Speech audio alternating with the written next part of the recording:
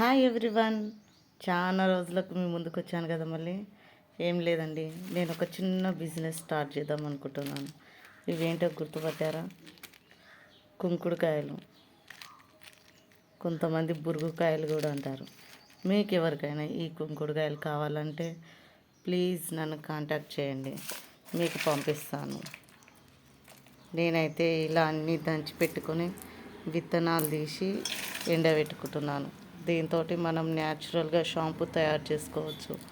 నేను ఆ షాంపూ తయారు చేసి మా పిల్లలకి పెట్టబట్టి ఒక 1 మంత్ అవుతుంది. హెయిర్ చాలా బాగా ఉంది. అందుకని నేను మళ్ళీ కుంకుడుకాయలు తెప్పించి మళ్ళీ తయారు చేస్తున్నాను.